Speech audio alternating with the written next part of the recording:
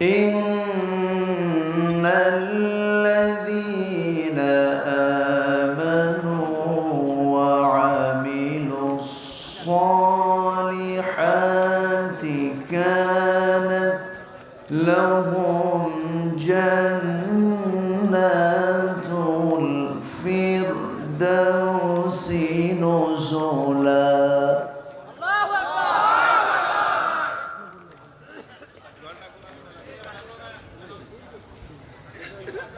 خالدين فيها لا يبغون عنها حولا.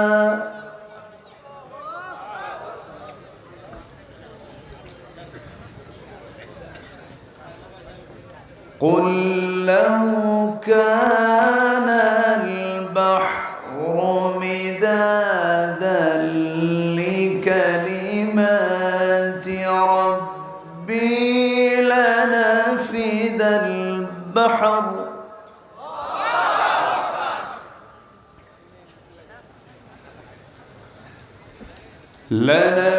البحر قبل أن تنفد كلمات ربي ولو جئنا بمثله مددا.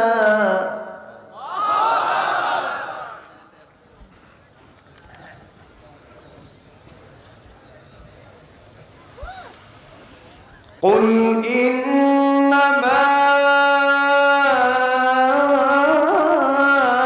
أنا بشر مثلكم يوحى إلي أنما إلهكم إله واحد.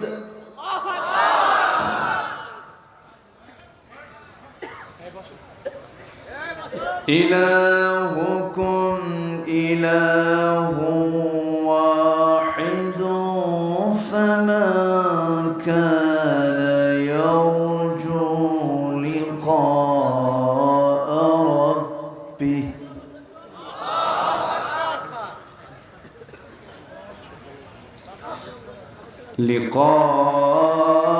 ربه فليعمل عملا صالحا ولا يشرك بعبادة ربه أحدا.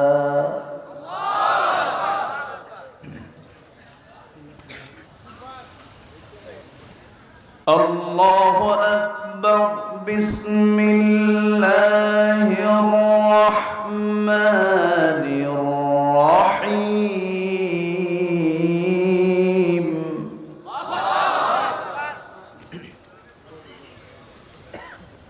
إن الله وملائكته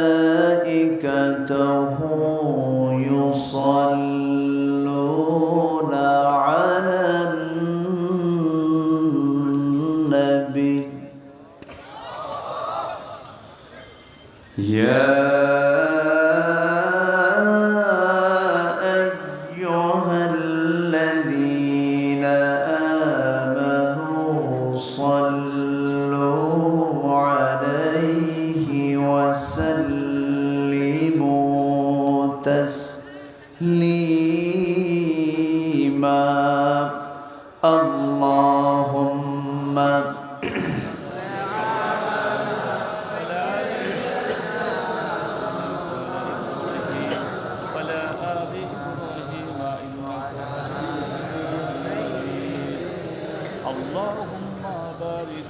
اللهم صل على محمد وعلى آل محمد كما صليت على إبراهيم وعلى آل إبراهيم إنك حميد مجيد.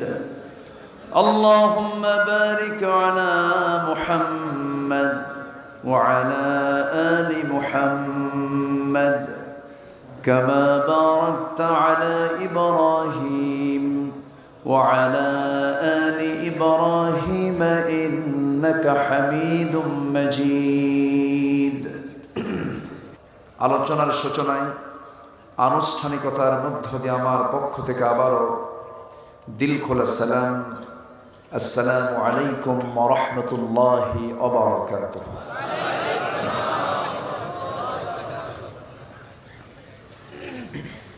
সবাই কেমন আছেন? আমাকে প্রশ্ন করলেন। আল্লাহ তাআলা আমাকে আপনার কাতারেই রেখেছেন। মহান রব্বুল আলামিনের অশেষ মেহেরবানি যে আল্লাহ তাআলা আমাকে আপনাকে সুস্থতার মতো একটি শ্রেষ্ঠ নিয়ামতকে সাথে নিয়ে আমরা এমন একটি বরকতপূর্ণ জায়গায় আসার বসার সুযোগ পেয়েছি। যিনি আমাকে সুযোগ করে দিয়েছেন সেই মহান রবের শানে বলছি আলহামদুলিল্লাহ।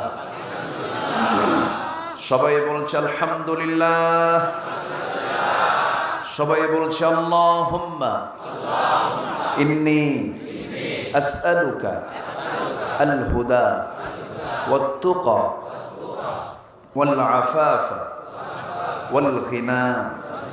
সবাই বলি আল্লাহুম্মা লাকা আসলামতু ওয়া বিকা আমানতু ওয়া আলাইকা তাওয়াক্কালতু ওয়া ইলাইকা আনাবতু ওয়া বিকা খাসামতু। সম্মানিত হাজিরিন, আমি আলোচনার সূচনায় মহাসত্য, মহাবিস্ময়,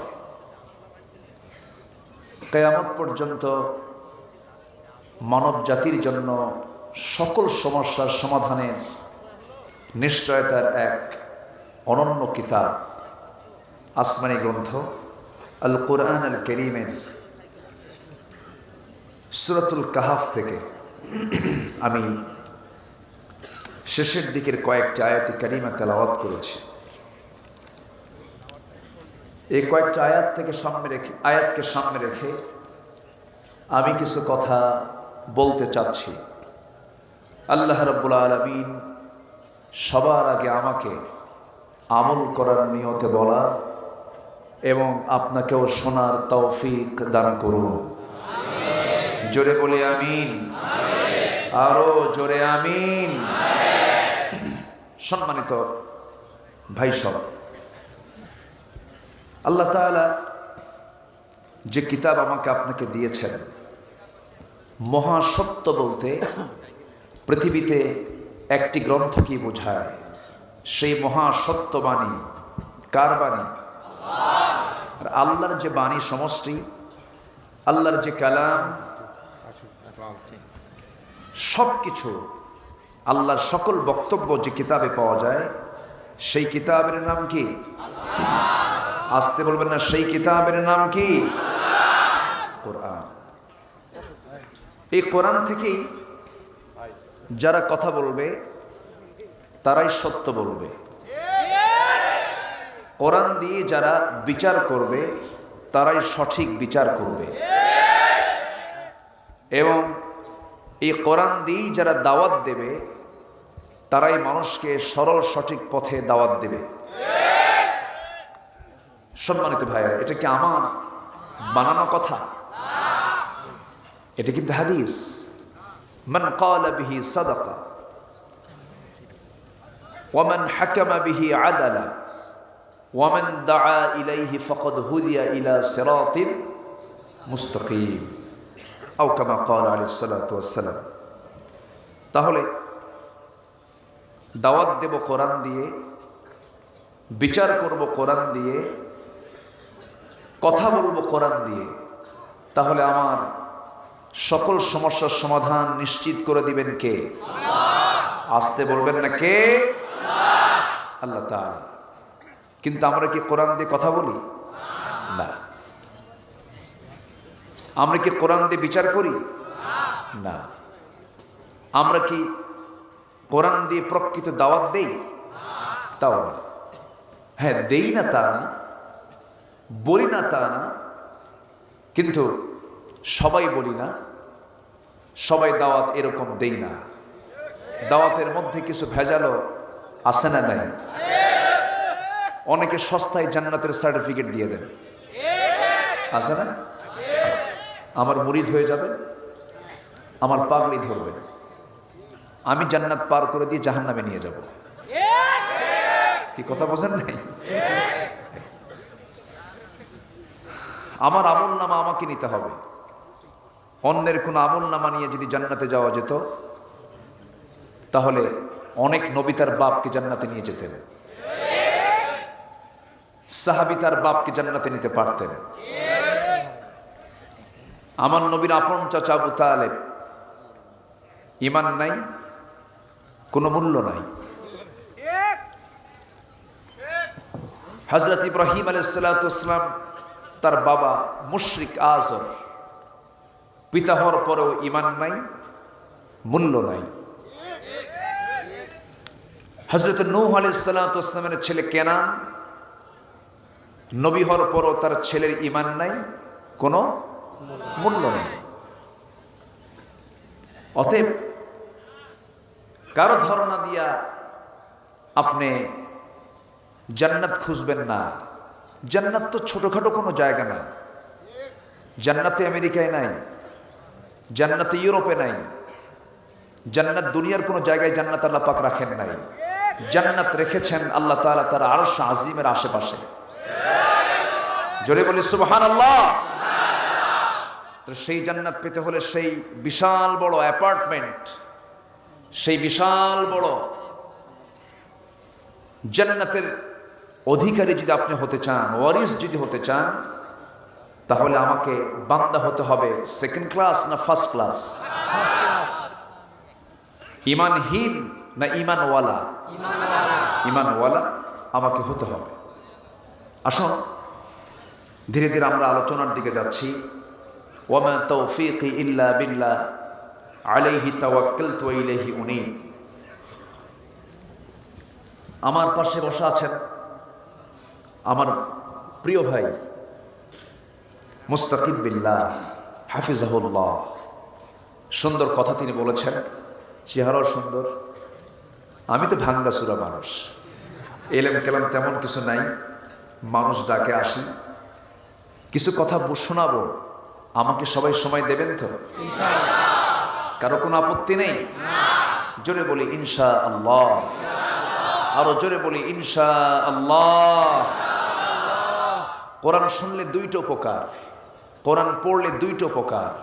কোরআন তেলাওয়াত করলে তার দেহে কোনো রোগ আসবে না। জোরে বলি সুবহানাল্লাহ। কোরআন তেলাওয়াতের উপকারিতা হলো কোরআন নিয়মিত তেলাওয়াত করলে দেহে কোনো রোগ আসবে না, হৃদয়ের প্রশান্তি পাবেন, মনোবল মজবুত হয়ে যাবে, হতাশা আসবে না, কোনো বিষণ্ণতা আসবে না, কোনো দুঃখ আসবে না, কোনো ক্লান্তি আসবে না।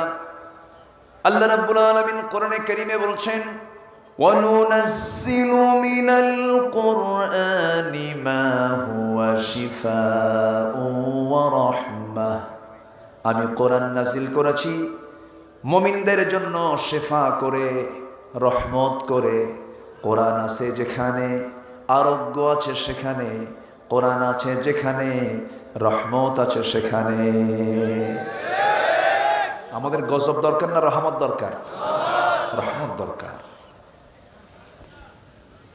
তাহলে গজব কোথায়? কোরআন নাই যেখানে গজব আছে সেখানে। কত সুন্দর অঙ্ক করে দিল। রাজশাহীর মানুষ তো সবাই তো রাজা, তাই না? কোনো প্রজা নাই। তাহলে যেখানে কোনো প্রজা ছাড়া রাজা হয়, তাহলে কোন ধরনের রাজা, তাই না? এমন এলাকা যে এলাকায় কোনো প্রজা নেই, সব রাজ শাহী। আল্লাহ তুমি এই সম্মান আখিরাত পর্যন্ত গড়িয়ে দাও। জোরে বলি আমিন। তাহলে আমরা রহমত পেতে চাই না গজব পেতে চাই? তো মাঝখানে যে একটা ঝড় গেল, কি জন্য নাম? হ্যাঁ, সিত্রাং, থাইল্যান্ডের ভাষা এটা। থাইল্যান্ড এটা আবিষ্কার করেছে। এর আগে গেল নার্গিস, আইলা, বুলবুল, আমপান, ফণি, সিডর। নতুন নতুন নাম আসে আর বুঝায় যে আরো আসুক। সবকিছুর মূল হচ্ছে এগুলো রহমত না গজব? গজব। তাহলে গজব কেন আসে? রহমত যেখানে থাকে না। আর রহমত থাকে না কখন? যখন কোরআন থাকে না। আজকে মুসলিম জাতি কোরআন শূন্য, কোরআনের তেলাওয়াত নাই। বিয়ের মতো একটা গুরুত্বপূর্ণ অনুষ্ঠানে তেলাওয়াত হয় না, ডেক সেটে বাজনা বাজায়। আছে না নাই? আমার কানে কিছু রিপোর্ট দিয়েছে তো একটু শোনাচ্ছি। চেয়ারম্যান মহোদয় এখানে বসেছিলেন, কে চেয়ারম্যান? না, উনি চলে গেছেন। উনি মাদকের ব্যাপারে কিছু কথা বলেছেন, ভালো মাদক নিয়ে কথা বলেছেন। মাদক দ্রব্য আজকের হারাম না আগের থেকে হারাম? হারাম কে করেছেন? আসতে বলবেন না, কে করেছেন? অনেক আগে, ১৫০০ বছর আগে মদকে হারাম করা হয়েছে। কেন করা হয়েছে? কুল ফীহিমা ইসমুন কাবীরু ওয়া মানাফিউ লিন-নাস ইয়াসআলুনাকা আনিল খামর ওয়াল মাইসির। আপনাকে প্রশ্ন করবে মদ, জুয়ানি, আপনি বলবেন এটা মারাত্মক গুনায়ে কবিরা। কুল ফীহিমা ইসমুন কাবীরুন, গুনায়ে কবিরা। এটা কিছু উপকার আছে, কিন্তু সেই উপকারের চাইতে ক্ষতির পরিমাণটা বেশি। এটা কার কথা? আসতে বলবেন না, কার কথা? কিন্তু সেই মদের বোতল আমাদের দেশে তো নাই। আছে না নাই? মদের ফ্যাক্টরি, মদের ফ্যাক্টরির মালিক, এটার লাইসেন্স, এটার কর্মচারী, এটার কাঁচামাল, এটার ব্যবহৃত সবকিছু জিনিসপত্র আছে না নাই? আমার দেশে তৈরি হয়, আলহামদুলিল্লাহ। সম্মানিত ভাইয়া, তাহলে আল্লাহ বললেন মদ হারাম, আমরা বলে দিলাম মদ হালাল। এটাই তো। সম্মানিত ভাইয়া, মদকে হারাম কেন করা হয়েছে? মদ আছে যেখানে জেনা আছে সেখানে, মদ আছে যেখানে খুন আছে সেখানে। মদ খেলে তাল না মাতাল? মাতাল। মদ খেলে সে ঈমান শূন্য হয়ে পড়ে, সেন্সলেস হয়ে পড়ে। সেই মদ্যপায়ের সামনে তার মেয়ে, তার মা, তার বোন নিরাপদ নয়। এক মদেরও মদ খাইয়া রাত ৩টার দিকে দরজায় দাঁড়ায় আছে, ডাকতেছে। বউ টের পাইছে যে আমার স্বামী আসছে, ভয়ে দরজা খুলে না। বড় ছেলে একটা তাকে ডাক দিয়ে বলে, বাবা তোর বাপ আসছে, চল তুই আমার সঙ্গে চল। দরজা খোলার সঙ্গে সঙ্গে চোখ লাল টকটকা, এরকম চোখ বানায় বউয়ের দিকে তাকায় বলছে, আম্মা আসসালামু আলাইকুম। বউ তো মনে মনে এখন চিন্তা করে, হারে কি পোড়া কপাল, স্বামীর মুখে মায়ের ডাক। তোমার কি একটু হুঁশ নাই? একটু কি চিন্তা করলা না? পাশে একটা যুবক ছেলে দাঁড়ানো, তার সামনে তুমি আমার মা বলে ডাকো। ছেলের দিকে তাকায় চোখ লাল বানায় তাকায় বলে, দুলা ভাই আসসালামু আলাইকুম। এটাই তো হয়। পশ্চিমারা সুখ পায় না, ওরা মানসিক রোগী, ডিপ্রেশনে ভোগে। ছুটির দিনগুলোতে তারা মদ খাইয়া শীত হয়ে পড়ে থাকে। আমাদের ডিপ্রেশনের ঔষধ হলো কোরআন। সকল হতাশা, সকল রোগ, সকল টেনশন, সবকিছু দূর করে দেবে হলো কোরআন। জোরে বলে সুবহানাল্লাহ। আমার ভাইয়েরা, আজ থেকে 15-20 বছর আগে গ্রামের ভিতরে ঢুকলে পরে সেই সময় পর্যন্ত আমাদের কানে গুনগুন গুনগুন করে মেয়েদের তেলাওয়াতের আওয়াজ শোনা যেত, কিন্তু আজকে সেই তেলাওয়াতটা হেরে গেছে। সেই তেলাওয়াত আর নাই। ফোরকানিয়া মাদ্রাসাগুলো চালু ছিল, সেখানে এখন দখল হয়েছে কেজি স্কুল। ঠিক কিনা বলেন? আজকে কোরআন তেলাওয়াত নাই, সেই জায়গায় দখল করে নিয়েছে নাটক সিনেমাগুলো। কি যেন কইল, টিকটক নাকি কি যেন বললেন, ফ্রি ফায়ার, পাবজি, এগুলো খেলে খেলে বিসমিল্লাহ বলে খেলবে।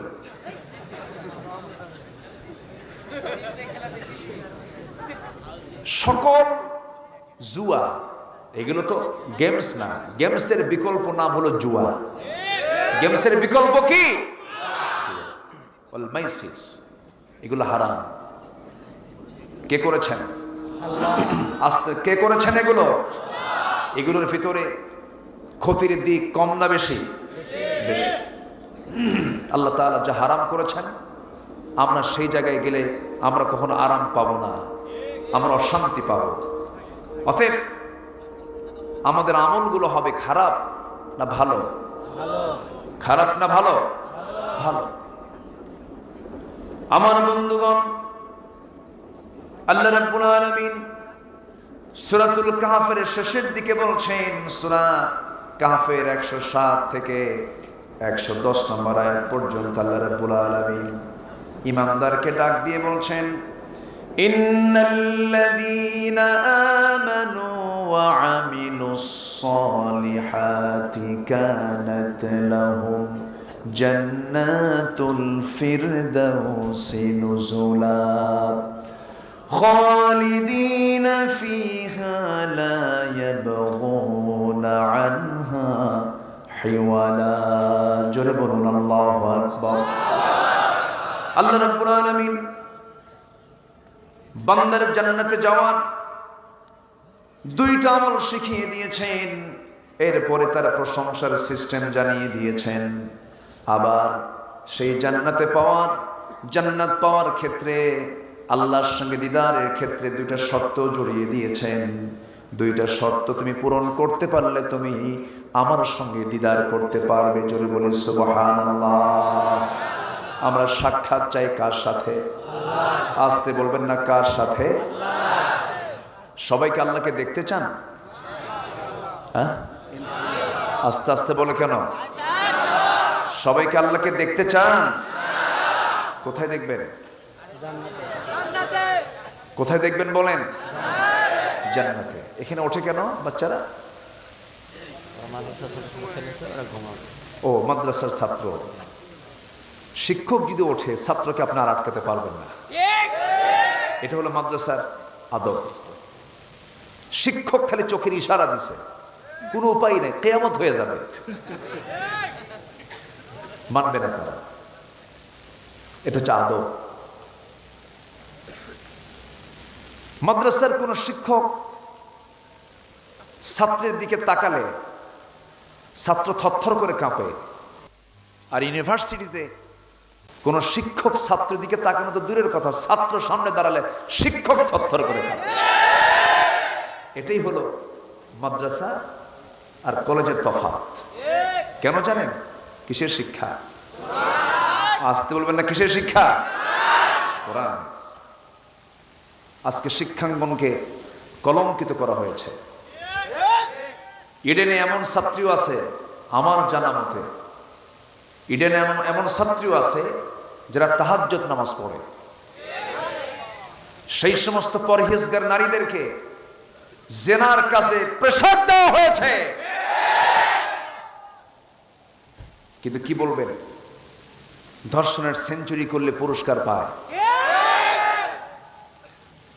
সমাজে আজকে জেনা বেশি না বিয়ে বেশি? বলেন, জেনা সহজ না বিয়ে সহজ? জেনা সহজ। অবলীলায় চোখের সামনে ছেলে মেয়ে কিনে হাঁটে, আমরা কিছু কই না, চোখে লাগি না, এটা আমরা ইমানদার। অথচ ইমানদার কোন অপরাধ দেখলে সে হাতের দ্বারা মোকাবেলা করবে। ইমানদার কোন অপরাধ দেখলে মুখের কথা দিয়ে এটাকে মিটায় দেবে, অন্তর দিয়ে ঘৃণা করবে। কিন্তু আজকে ইমানদার কথাও বলে না, হাতের দ্বারা মিটায়ও না, অন্তর দিয়ে ঘৃণাও করে না, বলে এটাই নাকি প্রগতি। রাজশাহী হলো শিক্ষানগরী, তাই না? রাজশাহীকে কি নগরী বলে? শিক্ষানগরী। এই শিক্ষানগরীতে এসে আমি আপনাদেরকে যেটা জানান দিতে চাই, কোন শিক্ষা? যে শিক্ষার ভিতরে দিয়ে আমি আল্লাহকে চিনতে পারি না, ওটা কিসের শিক্ষা? সবার আগে চিনতে হবে আমার মনিব কাকে। আসতে বলবেন না, কাকে? আল্লাহকে। আল্লাহকে যদি চেনা যায়, সেই শিক্ষাই হলো শ্রেষ্ঠ শিক্ষা। আল্লাহকে যদি জানা যায়, সেই শিক্ষাই হলো শ্রেষ্ঠ শিক্ষা। কারণ আল্লাহর সঙ্গে একদিন সাক্ষাৎ করতেই হবে আমাকে আপনাকে। সাক্ষাৎ করব আমরা আল্লাহর সাথে। সেই প্রত্যাশী যদি হতে চাই, অবশ্যই আমরা আল্লাহ তাআলার পাঠানো নাজিল করা সেই কোরআনের ধরন আমাকে আপনাকে দিতে হবে। সিলেবাসে কোরআনকে বাধ্যতামূলক যদি আজকে করা হতো, আজকে সমাজের চিত্র, ক্যাম্পাসের চিত্র এমন দেখতে হতো না। আজকে ক্যাম্পাসের দিকে তাকান, কেউ কাউকে চেনে না। হঠাৎ পরিচয় হয়েছে গাছতলা। কোথায় পরিচয় হয়েছে? গাছতলা। আবার লিখে রাখে কোন দিন পরিচয় হলো ডায়েরিতে। আবার বলে, হুজুর আমাদের কিন্তু লাভ ম্যারেজ। আমি বলি এটা লাভ, এটা হচ্ছে লুচ্চা ম্যারেজ। এটা কি ম্যারেজ? অহংকার করে বলে, জানেন এটা অহংকার। দেখেন আমাদের এই বিয়েটা না লাভ ম্যারেজ। এগুলো আকাম কুকাম। বিবাহ পূর্ব গার্জিয়ান ছাড়া, মুরব্বী ছাড়া যে সম্পর্ক, সেটাই অবৈধ, সেটাই ইল্লিগাল। আজকে নাটক, সিনেমা, ফিল্ম, এগুলোর মূল উপজীব্য হলো নারী কেন্দ্রিক, যৌন সুশ্রুড়ি দেওয়ার মতো, যুবককে নষ্ট করার মতো এই সমস্ত মিডিয়াগুলো আজকে কাজ করে যাচ্ছে। এগুলো থেকে বাঁচার জন্য পরিবার, সমাজ, রাষ্ট্র, ব্যক্তি বাঁচতে হলে আমাকে আপনাকে ধারণা দিতে হবে কোন কিতাবের দিকে? আসতে কোন কিতাবের দিকে? মেয়েদের হাতে তুলে দিবেন সূরা নূর, সূরা আহজাব, চরিত্র ভালো হয়ে যাবে। যুবকদের হাতে তুলে দিবেন সূরা ইউসুফ, চরিত্র ভালো হয়ে যাবে। হুমায়ুন আহমেদের আর ওই সমস্ত যারা উপন্যাস যারা লিখেছে, ওই সমস্ত নাটক, ওই সমস্ত সিনেমা আপনার পরিবারের, আপনার মেয়ের, আপনার ছেলের চরিত্রকে কখনো সুন্দর করতে পারবে না। চরিত্র তৈরির গ্যারান্টি হলো ঐশী গ্রন্থ আল কোরআন কারীম। জোরে বলে সুবহানাল্লাহ। এই জন্য আমি বলি, হাজারো সিলেবাস আপনি সংযুক্ত করেন না কেন, দুনিয়ার সকল শিক্ষা আপনি অর্জন করেন না কেন, সেই সিলেবাস থেকে যদি কোরআন নামক সিলেবাস যদি বাদ পড়ে যায়, আপনি কিছুই অর্জন করতে পারেন নাই। বরং আপনার জীবনকে পরিপূর্ণ করার জন্য দুনিয়ার কোনো সিলেবাসের প্রয়োজন নাই, একমাত্র কোরআন এবং হাদিসটাই আপনার জন্য যথেষ্ট। জোরে বলি সুবহানাল্লাহ। কারণ এর মধ্যেই তো সব আছে। কবিতার কবিতা পাবে, সাহিত্যিক তার সাহিত্য পাবে, গবেষক তার গবেষণা পাবে, চিকিৎসক তার চিকিৎসা পাবে, আইনজীবী তার আইন পাবে, এরপরে রাষ্ট্রপতি তার রাষ্ট্রের পদ্ধতি পাবে, বিচারপতি তার বিচার পদ্ধতি পাবে। সবকিছু আল্লাহ তাআলা এর মধ্যে দিয়ে দিয়েছেন এবং বলেছেন, আমি আল্লাহ তোমার এই কিতাবের মধ্যে যা কিছু প্রয়োজন সব দিয়েছি। তিবিয়ানাল লিকুল্লি শাই, তোমার জীবনের জন্য যা কিছু প্রয়োজন সব আয়োজন করেছি বান্দা। এটাকে মানবে, শান্তি পাবে, সুখ পাবে, সমৃদ্ধি চলে আসবে। এটা মানবা না, তুমি শান্তি সুখের বাতাসও পাবা না। আল্লাহু আকবার বলেন। কোরআনকে নিয়ে আজও তেমন কোনো কথা আমাদের দেশে কেউ বলে নাই, তবে হাদিস নিয়ে কথা বলেছে। হাদিসের ব্যাপারে কিছু আপত্তি কিছু লোক তোলে। ওরা আহলে কোরআন, ওরা বলে আমরা আহলে কোরআন, আমরা আহলে হাদিস, আমরা হাদিসকে মানি না। হাদিসকে না মানা হলো স্পষ্ট কুফরি। হাদিস হচ্ছে গায়রে মাতলুব, আর কোরআন হচ্ছে ওহী মাতলুব। কোরআন তেলাওয়াত আকারে আল্লাহর পক্ষ থেকে এসেছে, হাদিসটা আসে নাই। রাসূল বলেছেন, কিন্তু কার ইঙ্গিতে? আসতে বলবেন না, কার ইঙ্গিতে? আল্লাহর ইঙ্গিতে। একটা নতুন ফিতনা আহলে কোরআন, ওরা হাদিসকে মানতে চায় না। রাসূলের হাদিসকে যদি না মানতে চাও, তুমি আল্লাহকে পাবা কেমনে? কোরআনটা বুঝবা কেমনে? ওরা বুঝে না। আল্লাহ তুমি তাদেরকে বুঝার তৌফিক দিয়ে দাও। জোরে বলি আল্লাহুম্মা আমিন। আমার কথা কি বিরক্ত হচ্ছে না? আবার কিছু উল্লুক ভাল্লুক আছে আমার দেশে, ওরা আবার মাঝে মাঝে কোরআন পড়ে, শুধু অনুবাদ পড়ে, কি যেন উল্টা পাল্টা বসে, উল্টা পাল্টা মন্তব্য করে বসে। ওরা কোরআন বসে ওই কানার মতো। এক কানা গেছে মসজিদে নামাজ পড়তে, মাগরিবের আগ দিয়ে, আজরার আগ দিয়ে ইমাম সাহেবের সাথে সে কথা বলতে বলতেই তর্ক বিতর্ক শুরু হয়ে গেছে। তর্ক বিতর্কের এক পর্যায়ে আজান দিয়ে ফেলছে, নামাজও শুরু হয়ে গেছে। ইমাম নামাজে দাঁড়ায়া সূরা ফাতিহার পরে এমন একটা আয়াত বলছে, যে আয়াতের অংশ হলো ওয়া কানা মিনাল কাফিরিন। কানা এখন মনে মনে চিন্তা করে, কিছুক্ষণ আগে গন্ডগোল হলো, নামাজের মধ্যে ফতোয়া জারি হলো, আমি কানা কাফের। কথা বোঝেন নাই? রাগে গোসায় ফেটে পড়ে মসজিদ থেকে নামাজ শেষে বের হয়ে আসছে, কিছু বলে নাই। দ্বিতীয় দিন আবার নামাজ পড়তে গেছে। এদিকে যে ইমাম, তার আবার একটা পা হলো খাটো, ন্যাংড়া সাইজের।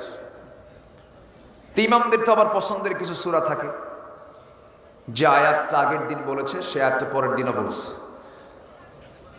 যখন বলছে ওয়া কানা মিনাল কাফিরিন, পিছন থেকে কানা এখন লোকমা দিচ্ছে ওয়া ল্যাংড়ানা মিনাল ফাসিকিন। আমি কানা যদি কাফের হই, তুই ন্যাংড়া হলি ফাসিক। ওরা কোরআন বসে ওই কানার মতো, ঠিক কিনা? কোরআন যদি বুঝতো, কোরআনকে যারা লালন করেন, কোরআনের যারা তাফসীর করেন, কোরআনের আন্দোলন যারা করেন, তারা কখন আসামির কাঠগড়ায় দাঁড়াতো না, ঠিক কিনা?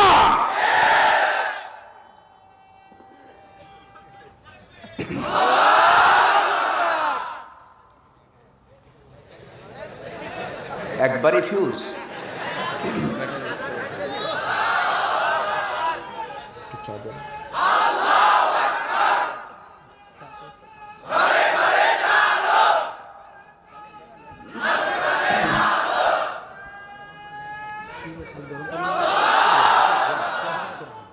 সম্মানিত ভাইয়েরা, তাহলে কোরআনকে ভালোভাবে বুঝতে হবে, কারণ কোরআনের উপকারিতা সবাই পাবে না।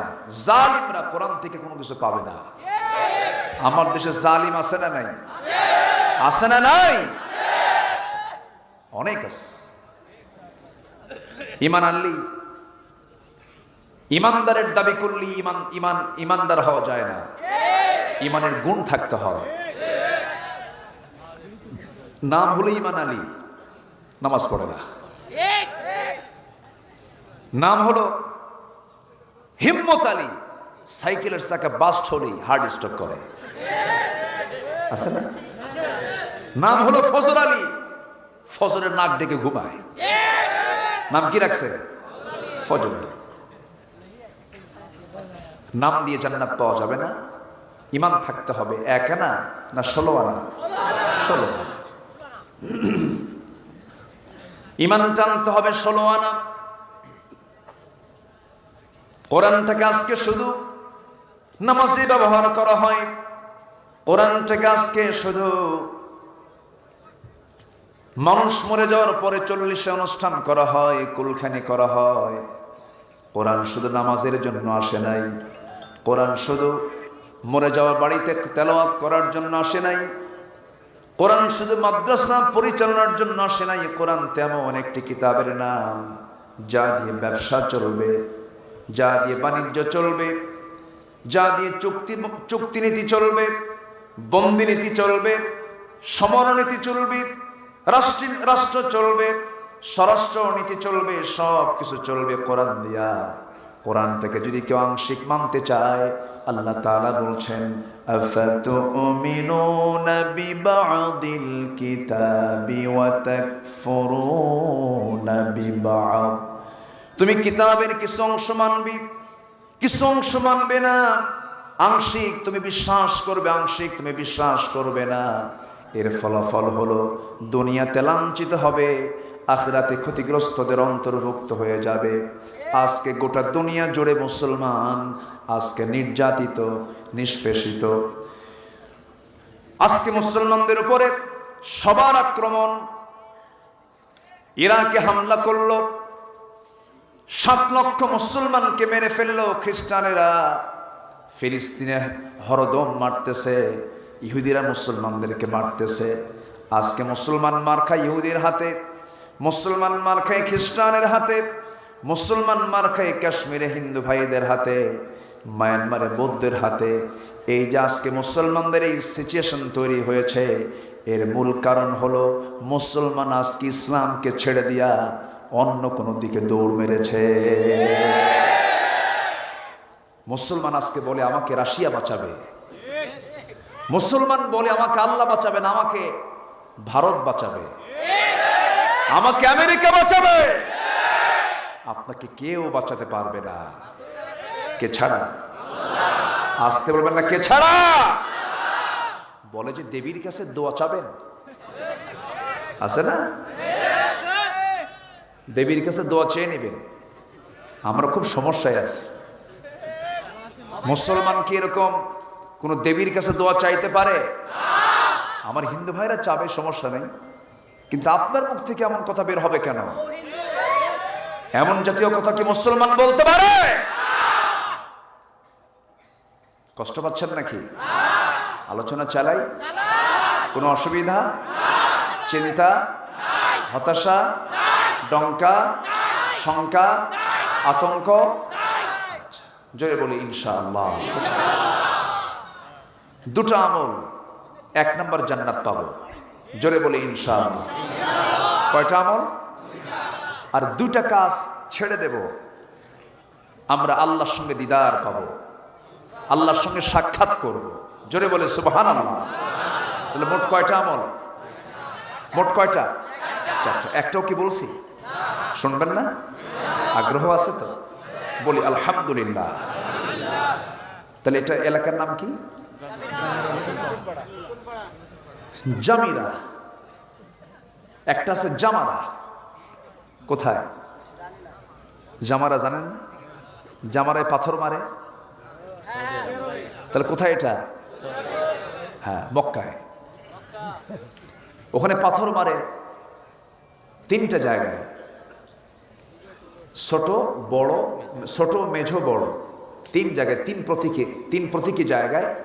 আমাদের সাইয়েদনা ইব্রাহিম আলাইহিস সালাম, তিনি শয়তান তাকে ধোঁকা দিতে নিয়েছিল, তিনি পাথর মেরেছিলেন। আমার দেশের কিছু শয়তান নিজেই যায়, তো যখন সে পাথর মারে তখন উল্টা কয় আমি আর কি শয়তান, তুই তো বড় শয়তান।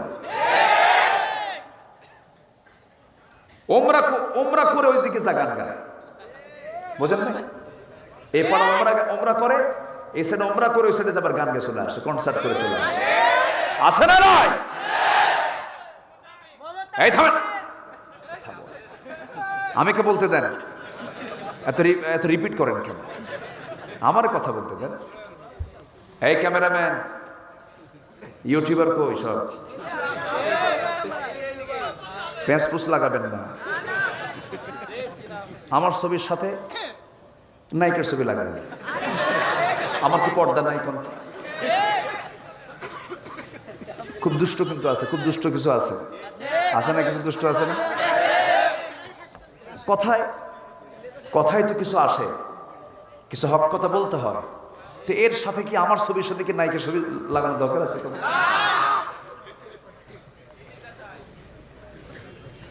এই জন্য যে কোনো দায়িত্ব পালন করার আগে দায়িত্ববোধ থাকতে হবে।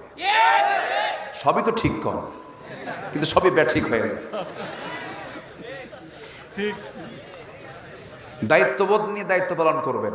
এই যে এতগুলো ক্যামেরা আসছে, চিন্তা করতে হবে যে জাতির বৃহত্তর দিক তাকিয়ে আমাকে কি জাতীয় কথাগুলো রাখা দরকার, কি জাতীয় কথাগুলো এডিট করা দরকার। কারণ আমি তো শোনাচ্ছি, এখানে কিছু লোক আছে, আপনি শোনাবেন গোটা দুনিয়াবাসীকে। অতএব সেখানে এটা আপলোড করার ক্ষেত্রে একটু সতর্কতার দরকার আছে না নাই? একটু খেয়াল করবেন আপনারা। আপনাদের উদ্দেশ্যে আমি একটু বললাম, রাগ করলেন না তো? আপনি আবার কোন কেন রাগ করি নাই? বলছে এই কয়েকজন। সম্মানিত ভাইরা, আমার দেশ থেকে অনেক নায়িকাও কিন্তু হজে যায়, উমরায় যায়, উমরায় গিয়ে লাইভ করে। প্রিয় দেশবাসী, আমি উমরা করতে আসছি, আমার জন্য দোয়া করবেন। আমি যেন উমরার সকল কাজ সুসম্পন্ন করে আমি যেন দেশে ফিরে সিনেমার বাকি কাজ সম্পূর্ণ করতে পারি। দেখছেন কি ইমান? এটার নাম ইমান নয়। ইমান আনা মানে فَمَن يَكْفُرْ بِالطَّاغُوتِ وَيُؤْمِن بِاللَّهِ فَقَدِ اسْتَمْسَكَ بِالْعُرْوَةِ الْوُثْقَى لَا انفِصَامَ لَهَا। আল্লাহ তাআলা তাগুতের কাফের হতে বলেছেন, বান্দা তাগুতকে তুই অস্বীকার করে নে, তাগুতের কোনো কাজ তুই করবি না, তাগুতকে প্রত্যাখ্যান করবি। ইসলাম পরিপন্থী যত কাজ আছে সমস্ত কাজকে তুই বর্জন করবি, এরপর তুই ঈমান আনবি। আল্লাহ তাআলা আরেক জায়গায় বলছেন, কুনতুম খায়রা উম্মাতিন উখরিজাত লিন-নাসি তা'মুরুনা বিল মা'রুফ ওয়া তানহাউনা আনিল মুনকার ওয়া তু'মিনুনা বিল্লাহ। জোরে বলুন আল্লাহু আকবার। তোমরা এই শ্রেষ্ঠ জাতি, মানুষের কল্যাণের জন্য তোমাদেরকে দুনিয়াতে পাঠানো হয়েছে। তোমরা কি করবে? সৎ কাজের আদেশ দেবে, অসৎ কাজের বাধা দেবে। নিজে সৎ না হয়ে কি সৎ কাজের আদেশ দেওয়া যায় নাকি? অসৎ কাজের বাধা দেবে এবং তোমরা ঈমান আনবে কার উপরে? এখানে ঈমান আনা আগে না সৎ কাজের আদেশ দেওয়া আগে? আগে সৎ কাজের আদেশ দিতে বলা হয়েছে। তোমার মধ্যে সৎ চিন্তা নাই, তোমার মধ্যে অসৎ কাজের বিরোধিতার কোনো তামান্না নাই, কোনো সাধনা নাই, তুমি ঈমান আনবে কেমনে? এই জন্য ঈমান প্রসঙ্গটা পরে টেনে আল্লাহ তাআলা এই আয়াতে আগে সৎ কাজের আদেশ দিতে বলেছেন, অসৎ কাজের বাধা দিতে বলেছেন। আমার বন্ধুগণ, সেই জন্য তাগুতকে আগে পরিহার করতে হবে, সকল হারামকে আগে বর্জন করতে হবে, এরপরে আমাকে ঈমান আনতে হবে সলিড ভাবে, যে ঈমানের মধ্যে কোনো শিরিক থাকবে না, যে ঈমানের মধ্যে কোনো গলত থাকবে না, শিরিক থাকবে না, বেদাত থাকবে না, কুফর থাকবে না। আল্লাহ তাআলা সুন্দর করে আরেক জায়গায় আরো স্পষ্ট করে বলেছেন, ওয়াল্লাযীনা আমানু ওয়া লাম ইয়ালবিসু ঈমানাহুম বিযুলমিন উলাইকা লাহুমুল আমনু ওয়া হুম মুহতাদুন। জোরে বলুন আল্লাহু আকবার। আল্লাহ বলছেন, যে বান্দা ঈমান আনবে, ওয়া লাম ইয়ালবিসু ঈমানাহুম বিযুলমিন, এবং তার ঈমানের মাঝে কোনো জুলুমটাকে সে লেবাসে এই জায়গায় যোগ দেবে না, যে ঈমানটাকে জুলুম দিয়ে আক্রান্ত করবে না। জুলুম দিয়ে ঈমানকে আক্রান্ত করলে তার ঈমানটা শেষ হয়ে যাবে। জুলুমটা কি? ইন্নাশ শিরকা লাযুলমুন আযীম। জুলুমটাই হলো শিরক, আবার শিরকটাই হলো জুলুম। এই কাজ যারা করবে তার ঈমানটা কখনো সঠিক ঈমান হবে না, প্রশ্নবিদ্ধ ঈমান হয়ে যাবে তার। এই জন্য বলছেন বান্দা, ইমান যদি তোমাকে আনতেই হয় ভালো করে ইমান আনো। ইয়া আইয়ুহাল্লাযীনা আমানু আমিনু, ইমানদারেরা তোমরা ইমান আনার মতো ইমান আনো। জীমান এনেছেন আল্লাহর নবীরা, জীমান এনেছেন সাহাবায়ে কেরাম, জীবন বাজি রেখে তারা ইমানের উপর অটল ছিলেন। কোনো হারাম কাজে তারা কখনো যান নাই, কোনো বাতিলের কাছে তারা মাথা নত করেন নাই। আমরা সবাই নূহের সন্তান। নূহের সন্তান যদি আমরা হয়ে থাকি, দাওয়াতি কাজ করব কিন্তু কখনো ক্লান্ত হব না, ঠিক কিনা? ক্লান্ত হব? 900 বছরও তিনি দাওয়াত দিয়েছেন, ইমানের দাওয়াত। কিসের দাওয়াত? ইমানের দাওয়াত দিয়েছেন। 900 বছরে মাত্র 86 জন ইসলাম কবুল করেছেন। তাকে মারতে মারতে তার কওমের লোকেরা রক্তাক্ত করে জমিনে সেন্সলেস করে ফেলে দিয়েছে। হুঁশ ছিল না। শেষ পর্যন্ত তিনি কালিমার দাওয়াত দেওয়া বন্ধ করেন নাই, দাওয়াত দিয়েছেন। তবে ওই সময় তিনি আল্লাহর কাছে একটা দোয়া করেছিলেন, সেই দোয়া মঞ্জুর হয়ে যায়। মহাপ্লাবন হয়ে গেল। সেই মহাপ্লাবনে নিজের সন্তানকে ডাক দিয়ে বলছেন, কিনান রে, তুই আমার দিকে আয়। আল্লাহ বলছেন, নূহ, নূহ তোমার ছেলে, তুমি পরিচয় দিচ্ছ কিন্তু ইন্নাহু লাইসা মিন আহলিক, সে তো তোমার পরিবারের কেউ না, কারণ যার ঈমান নাই সে তোমার কেউ হতে পারে না। আমরা তো সেই নূহের সন্তান, আমরা তো ইব্রাহিমের সন্তান। যে ইব্রাহিম আলাইহিস সালাম কি আগুনের লেলিহান শিখার ভিতরে যখন ফেলে দেওয়া হয়, নিজের জন্মদান করে পিতা তার বিরুদ্ধে অবস্থান করে যখন তার সামনে দাঁড়িয়ে যায়, তিনি অনড় থাকলেন। ইমানটাকে মজবুত করে নিয়া চোখের পানি ফেলতে ফেলতে আল্লাহর কাছে রোনাজারি করলেন। এত বিশাল হুমকি ধামকি দেওয়া হলো, আগুনে নিক্ষিপ্ত করা হওয়ার পর, আগুনে নিক্ষেপ করার পরও তাকে ইমান উচ্যুত করা যায় নাই, ইমান কেড়ে নিতে পারে নাই। আমরা তার তো সন্তান, আমরা ইমান এনেছি, প্রয়োজন আমাদেরকে পুড়ে মারবে কিন্তু ইমান ছাড়বো না। আমরা তো ইসমাইলের সন্তান। ইসমাইল আলাইহিস সালাম এমন একটা পরীক্ষার সম্মুখীন হলেন, বাবা কর্তৃক সন্তান কি কোরবানি দিতে হবে বলা হলো। কি বলা হলো? ইন্নী আরা ফিল মানামি আন্নী আযবাহুক, আমি সন্তান ইসমাইল স্বপ্নের মধ্যে দেখতে পেলাম আমি তোকে জবাহ করছি। নবীদের স্বপ্ন হলো ওহী। নবীদের স্বপ্ন কি বলেন? ওহী। সন্তান যেমন পিতাও তেমন, পিতাও যেমন সন্তানও তেমন। সন্তান মুস্কি হাসি মেরে ছোট্ট বাচ্চা ইসমাইল বলছেন, বাবা আপনি যা স্বপ্ন দেখেছেন কোনো আপত্তি নেই। ইফআল মা তুমার, ইফআল মা তুমার সাতাজিদুনি ইনশাআল্লাহু মিনাস সাবিরিন। লাইক ফাদার লাইক সন, ও বাবা তুমি স্বপ্ন যখন দেখেছো এটাকে বাস্তবে রূপ দিয়ে দাও, কারণ আল্লাহ তোমার কাছ থেকে পরীক্ষা নিতে চান। তুমি এটা নিশ্চিত থাকতে পারো, ও বাবা আমি তোমার সন্তান ইসমাইল বলছি, তরবার নিচে আমি শান্ত থেকে যাব, অস্থির হব না। যেরকম সুবহানাল্লাহ, তরবারের নিচে থেকেও তিনি ঈমান নিয়ে শান্ত ছিলেন। আমরা হলাম ইউসুফের সন্তান। সাইয়েদনা ইউসুফ আলাইহিস সালাম, তার কোনো দোষ ছিল না। ইউসুফ এবং জুলাইখার মধ্যে যে ইতিহাস আছে, এই জায়গায় প্রেমে পড়েছিল ইউসুফ আলাইহিস সালাম না জুলাইখা? কে প্রেমে পড়েছিল? মোহাব্বত লেগেছিল জুলাইখার ভিতরে। জুলাইখা ইউসুফের প্রেমে যখন পাগল হয়ে গেল, উম্মাদের মতো হয়ে গেল, যাকে দেখি তাকিয়ে বলে আমার ইউসুফকে ভালো লাগে। বান্ধবীদের ডাক দিয়ে বলে আমার ইউসুফকে ভালো লাগে। বান্ধবীরা বলে, ও জুলাইখা তোমার কি এগুলো করার বয়স আছে নাকি? তুমি কি পাগল হয়ে গেছো নাকি? জুলাইখা বলতেছে, আমি যে যুবকটার জন্য পাগল সেই যুবককে দেখলে তোমরাও পাগলা হয়ে যাবা। ঠিক আছে নিয়ে আসো তো। যখন নিয়ে আসা হলো, সবার হাতে হাতে একটা করে লেবু, একটা করে বটি দেওয়া হলো, চাকু দেওয়া হলো। সামনে দিয়ে যখন ইউসুফকে না হলো, এত সুন্দর চেহারা আল্লাহ তাআলা তাকে দান করেছেন। বনী ইসরাইলের সেই নারীরা লেবু দিয়ে, বটি দিয়া লেবু কাটতে নিয়ে তার চেহারার দিকে তাকাতে গিয়ে তাদের হাত পর্যন্ত কেটেছিল। এত আকর্ষণ তার চেহারার মধ্যে ছিল। সেই জুলাইখা, সেই পয়গম্বরের উপরে তার দৃষ্টি পড়ে গেল। এত বড় পরীক্ষা করা হলো।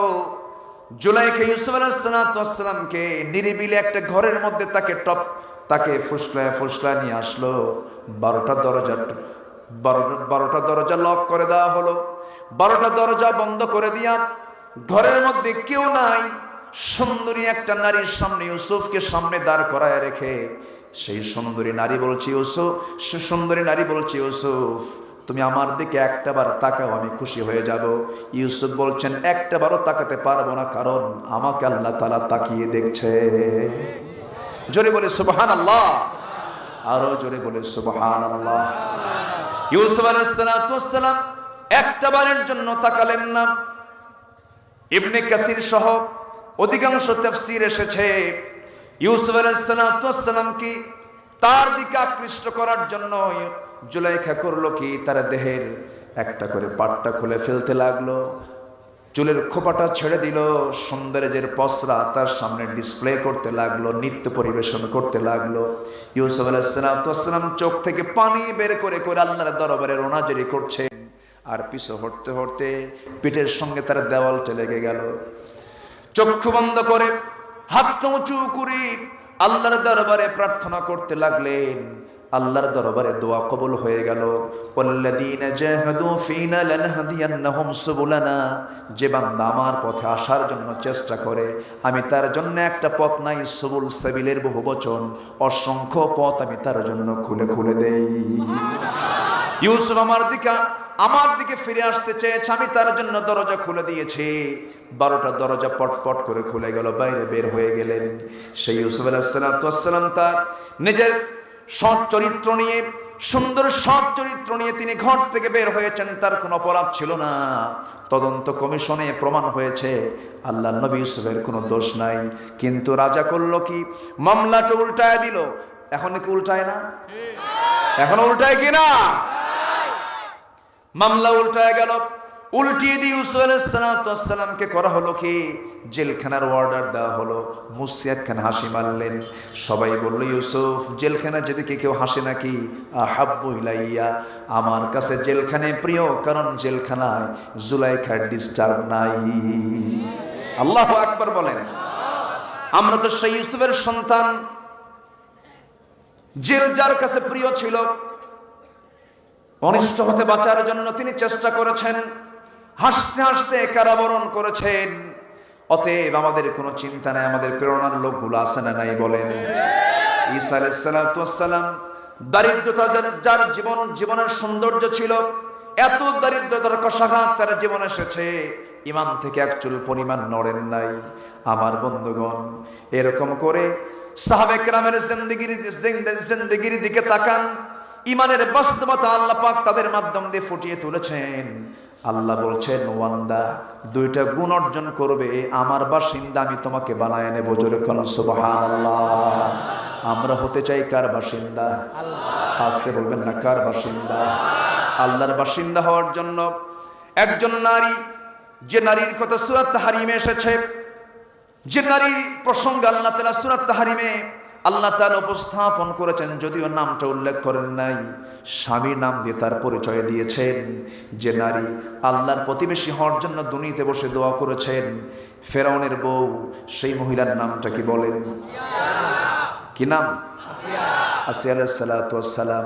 অনেক মহিলা আমাদের কাছে লিখে পাঠান, চিঠি লিখে পাঠায় দেন, হুজুর স্টেজে চিঠি দেন, হুজুর আমার স্বামী খুব খারাপ। আমি মনে মনে কি ফেরাউনের মতো নাকি? কি কথা বলছেন? আল্লাহ তাআলা এমনি এক্সাম্পল দেন নাই, এমনি দৃষ্টান্ত দেন নাই।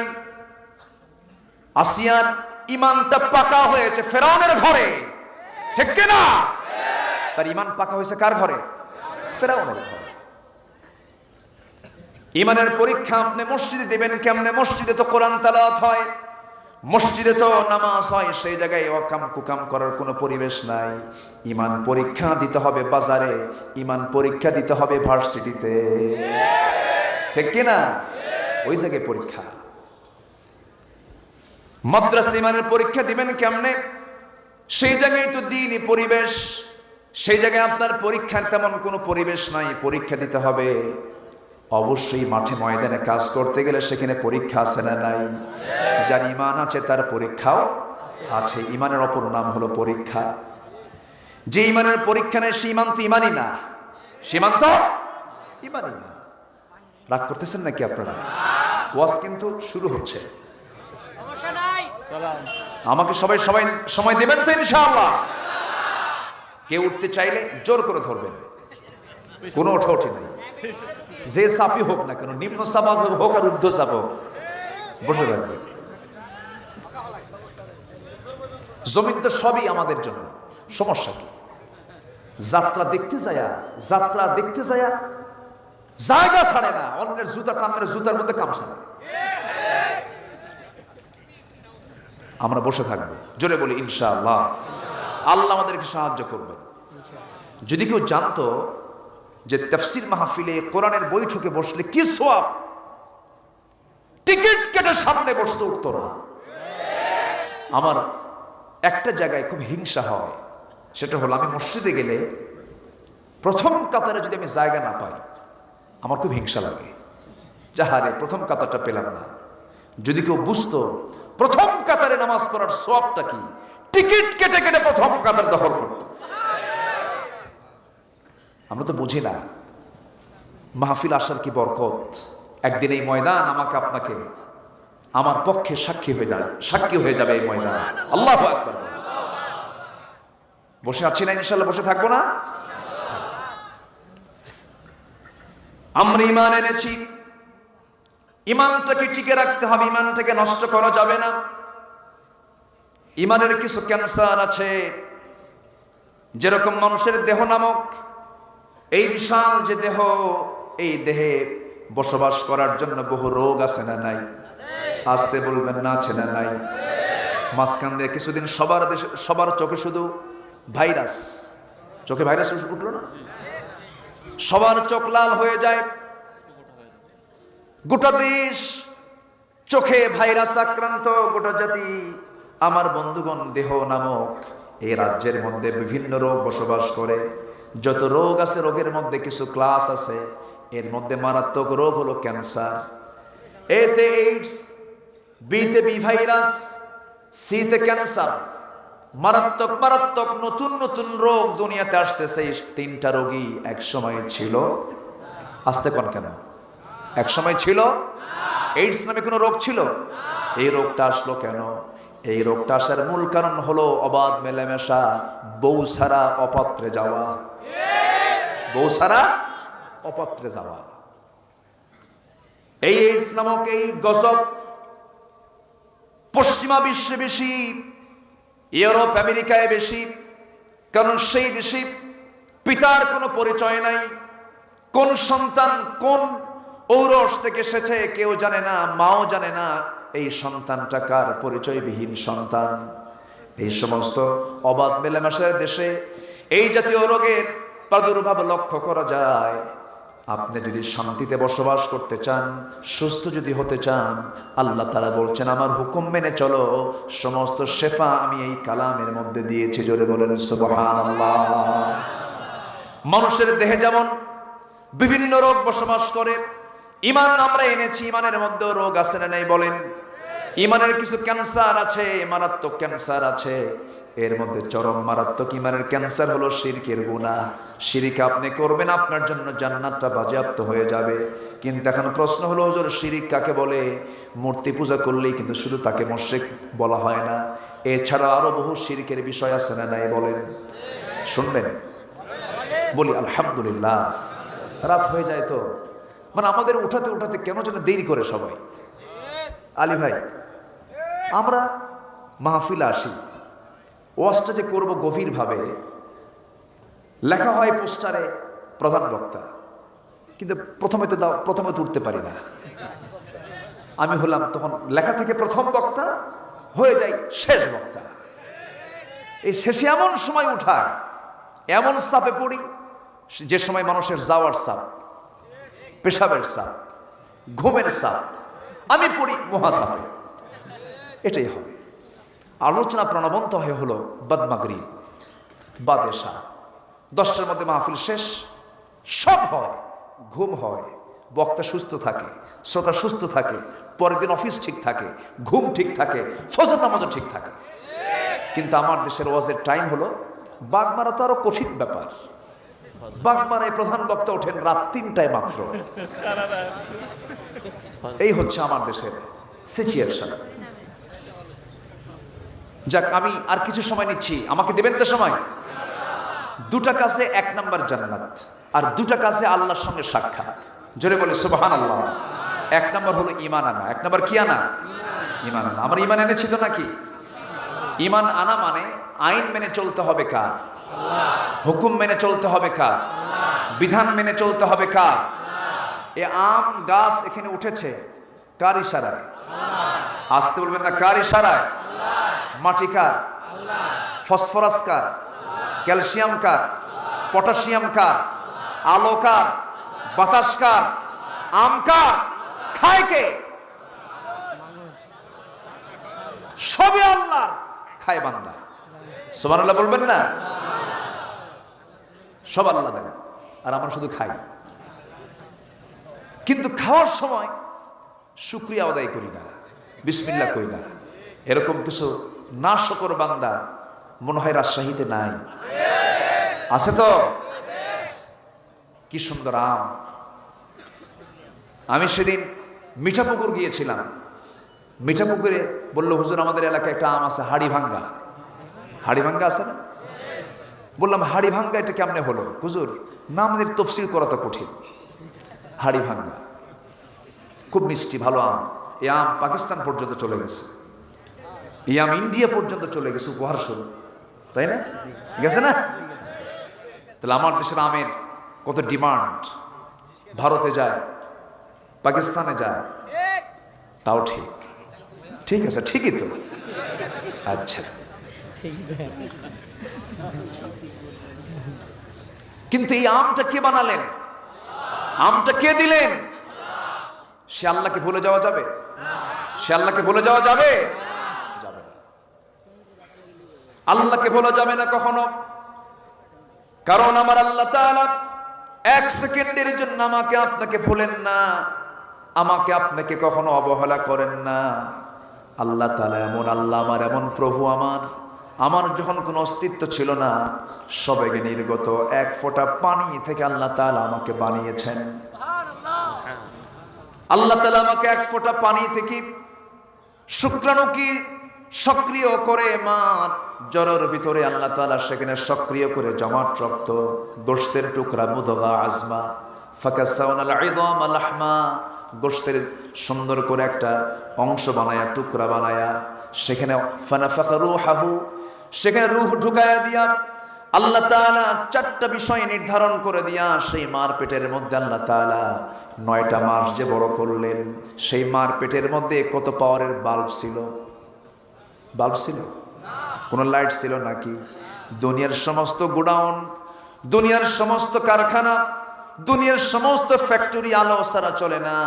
কিন্তু আমার আল্লাহ এমন আল্লাহ যে আল্লাহ আমাকে এমন জায়গায় আমাকে এমন জায়গায় বানালেন, এমন ফ্যাক্টরিতে আমাকে গড়ে তুললেন যে ফ্যাক্টরির মধ্যে ঘন কালো নিকশ কালো অন্ধকার, কিন্তু আল্লাহ তাআলা সূক্ষ্ম করে 2টা চোখ বানালেন, চোখটা এলোমেলো হলো না। 2টা সুন্দর ভ্রু দিয়ে দিলেন, সুন্দর 2টি কান দিয়ে দিলেন, সুন্দর করে আমার বডি স্ট্রাকচার তৈরি করলেন, এত সুন্দর চেহারা বানায়া দিলেন। আল্লাহ বলছেন, তুমি আমাকে কেমন করে বলো বান্দা, তুমি কেন ঈমান আনো না?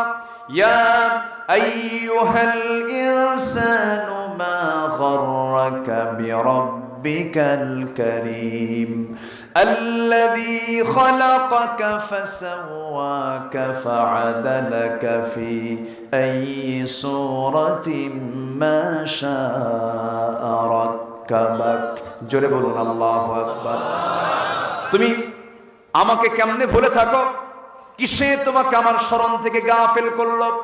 আমি তোমাকে কত সুন্দর দেহ বানা দিলাম, সুন্দর 2টি ঠোঁট দিলাম, সুন্দর 2টো কান দিলাম, নাক দিলাম, তোমার সুন্দর একটা নাকের ঘ্রাণ দিয়ে দিলাম, এত সুন্দর বডি বানায় দিলাম। তাকাও তোমার নিজের দিকে, কোথাও তো আমি কোনো গ্যাপ রাখি নাই। মানুষের বডিটা এত বিশাল কিছু, আল্লাহকে চেনার জন্য দূরে কোথাও যাওয়া লাগবে না।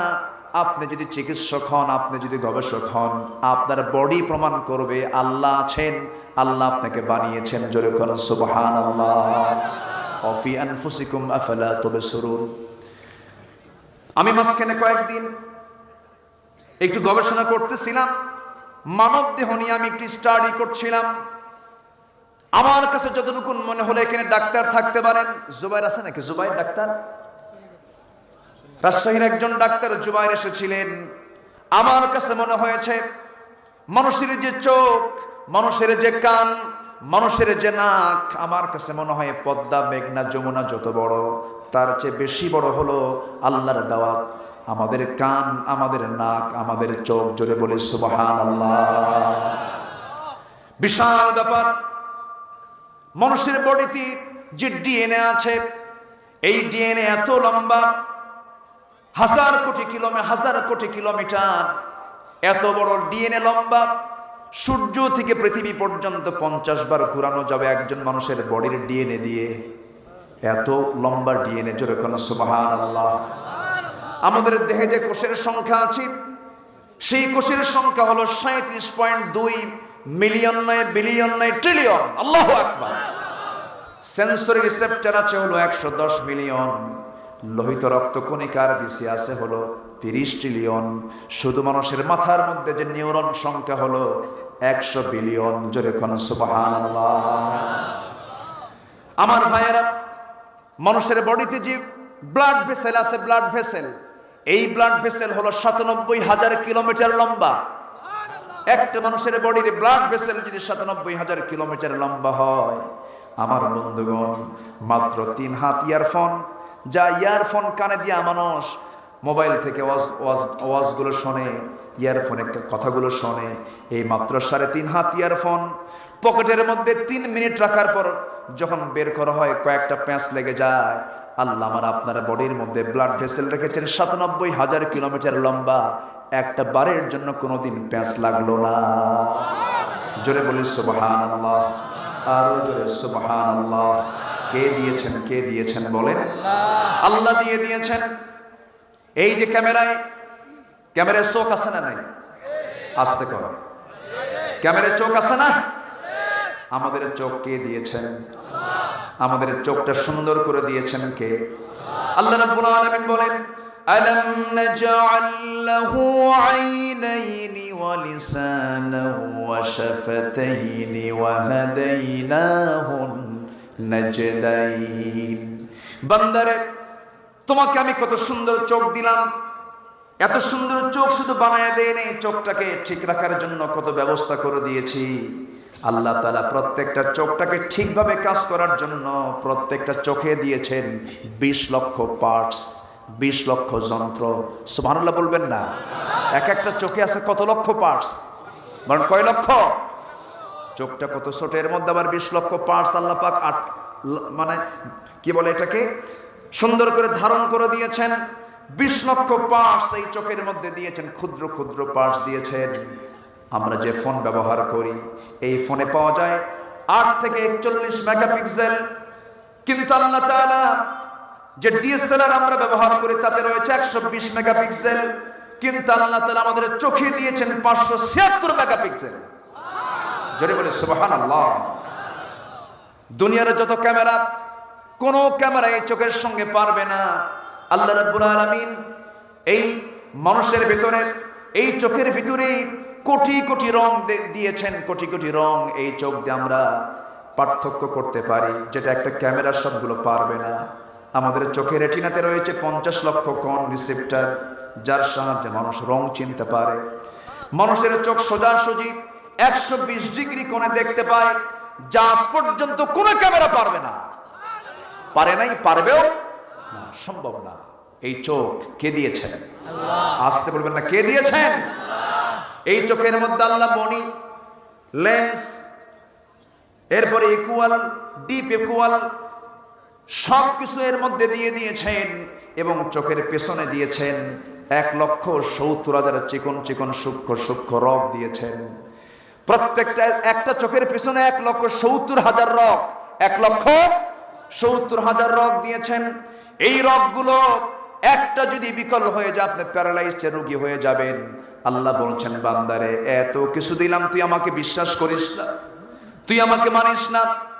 আমি তোর সব চাহিদা পূরণ করে দিয়েছি, অতএব তোর মুখ থেকে ঈমান এনে তুই প্রকাশ করে ফেলবি আলহামদুলিল্লাহি রাব্বিল আলামিন। সবাই বলেন আলহামদুলিল্লাহি রাব্বিল আলামিন আর রহমানির রহিম মালিকি ইয়াউমিদ্দিন ইয়্যাকা না'বুদু ওয়া ইয়্যাকা নাস্তাঈন। জোরে বলুন আল্লাহু আকবার। প্রশংসা করব কার? আস্তে বলবেন না কার? চোখটা বানিয়ে দিয়েছেন কে? চোখটা সুন্দর করে বানিয়েছেন কে? নারীর চোখের প্রশংসা করব না আল্লাহর প্রশংসা করব? সুন্দরী নারীর ডাহুক ডাহুক চোখ দেখে কিছু পুরুষ পাগল হয়ে যায়, এটাও ঠিক, পাগল হতে হবে তো, কিন্তু অন্যের বউ না, নিজের বউ। অন্যের বউ দেখে পাগল হয়ে যাবে? নিজের বউ থেকে আপনি পাগল হয়ে যান, নিজের বউয়ের চোখের আপনি প্রশংসা করেন, কোন আপত্তি নাই। কিন্তু কিছু কিছু লোক আছে নিজের বউয়ের দিকে নজর না দিয়ে অন্যের বউয়ের দিকে নজর দেয়। এটা মনে হয় বেলপুকুর টিকুর এই এলাকায় নাই, আছে আছে। এই নজর কি দেওয়া যাবে? এটা কি সুনজর না বদনজর? সুনজর না বদনজর? বদনজর। এই নজরে দেওয়া যাবে না। এই জন্য আল্লাহ তাআলা চোখটা দেন নাই। আপনার চোখটাকে নিয়ন্ত্রণ করতে হবে, আপনার কানকে নিয়ন্ত্রণ করতে হবে, আপনার হৃদয়কে নিয়ন্ত্রণ করতে হবে। আপনি যদি এগুলোকে নিয়ন্ত্রণ করতে পারেন, আল্লাহ তাআলা বলছেন আমি তাকে নিজে জান্নাতে মাওয়া দিয়ে দেব। প্রবৃত্তির দাস না হয়ে আমার দাস যদি হতে পারো, ফাইনাল জান্নাতে হিয়াল মাওয়া, আমি তাকে জান্নাতে মাওয়া দেব। অতএব ঈমান এনেছি, সকল প্রকার নফসের বিরুদ্ধে আমরা অবস্থান নিয়ে সমস্ত খায়েশাত থেকে আমরা নিজেকে পরহেজ রাখার চেষ্টা করব, সকল হারাম কাজগুলো বর্জন করব। আল্লাহ নিজে ওয়াদা করেছেন, বান্দা তুমি যদি কবিরা গুনাহগুলো ছেড়ে দাও। আজকে সমাজে কবিরা গুনাহ আছে না নাই? আসতে বলবেন না, আছে না নাই? অন্যের সম্পদ মেরে খাওয়া কি কবিরা গুনাহ? কি বলেন? কি বলেন? বলেন বলেন বলেন। জমির আইল ঠেলা কি? সুদ খাওয়া কি? ঘুষের কারবার করা কি? জেনা করা কি? নামাজ ছেড়ে দেওয়া কি? এগুলো সব বড় বড় গুনাহ। এই সমস্ত গুনাহগুলো যদি কোনো বান্দা ছেড়ে দেয়, এই সমস্ত গুনাহগুলো যদি কোনো বান্দা ছেড়ে দিতে পারে, আল্লাহ তাকে জান্নাতের ওয়াদা করেছেন। আল্লাহ তাআলা বলছেন ইন তাজতানিবু কাবাইরা মা তুনহাউনা আনহু নুকাফির আনকুম সাইয়্যাতিকুম ওয়া নুদখিলকুম মুদখালান কারীমা। ওরে বান্দা, তুমি যদি বড় বড় গুনাহ থেকে নিজের জীবনকে পরহেজ রাখতে পারো, তোমার জীবনের অর্জিত ছোট ছোট গুনার দিকে আমি আল্লাহ নজরে দিব না, সব গুনাহগুলো মাফ করে দেব এবং আমি তোমাকে সম্মানজনক জান্নাত আমি তোমাকে দিয়ে দেব। জোরে বলে সুবহানাল্লাহ। কার কথা? আসতে বলবেন না কার কথা? আল্লাহর কথা। সাহাবীরা আমাদের জন্য কত বড় দৃষ্টান্ত, সাহাবীরা আমাদের জন্য কত বড় অনুকরণীয় দৃষ্টান্ত, অনুসরণীয় দৃষ্টান্ত। আমার বন্ধুগণ, বড় বড় গুনার কাছে আমাদের যাওয়া যাবে না, বড় বড় পাপীর কাছে আমাদের যাওয়া যাবে না। পাপ করার জন্য আজকে সমাজ সামনে আমাকে পাপী বানানোর জন্য প্রস্তুত হয়েছে। সমস্ত পাপের সামগ্রীগুলো আপনি হারাম কাজে জড়িয়ে পড়বেন কেমন অতি সহজে, সেই ব্যবস্থাগুলো সবার সামনে প্রস্তুত হয়ে আছে। এই হারাম কাজগুলোকে বর্জন করতে হবে। এই জন্য নফসের ট্রিটমেন্ট করার দরকার আছে না নাই? আসতে বলবেন না, আছে না নাই? আল্লাহ বলছেন, বান্দারে সফল যদি হতে চাও, আমি তোমাকে সফলতার জন্য 3টা কাজ দিয়ে দিচ্ছি। আল্লাহ তাআলা বলছেন قد أفلح من تزكى وذكر اسم ربه فصلى بل تؤثرون الحياة الدنيا। জোরে বলুন আল্লাহু আকবার। বান্দারে তুমি যদি সফল হতে চাও, 1 নাম্বার হলো নিজের নফসের শুদ্ধতা নিয়ে আসো। নফস তো খারাপ কিছু চায়, ভালো কিছু করতে চেষ্টা করো, নফসের ট্রিটমেন্ট করো, নফসকে রোগী বানায় দিও না, নফসের দাস হইও না। নাম্বার 2 হলো সব জায়গায় জিকির করো বেকার, আরো জোরে কার। নাম্বার 3 হলো ফাসাল্লা, যখন আজান হয়ে যাবে সমস্ত কাজ ছেড়ে নামাজে দাঁড়িয়ে যাবে, আল্লাহ তোমার সামনে দাঁড়িয়ে যাবেন। জোরে বলে সুবহানাল্লাহ। 5 ওয়াক্ত নামাজ পড়বো কারা একটু হাত তুলে দেখেন তো দেখি। জোরে বলি ইয়া আল্লাহ, আরো জোরে ইয়া আল্লাহ, ইয়া রহমান, ইয়া রহিম। আমাদেরকে 5 ওয়াক্ত সালাত আদায় করার তৌফিক তুমি আল্লাহ দিয়া দাও। জোরে বলি আমিন, আরো জোরে আমিন, আরো জোরে আমিন।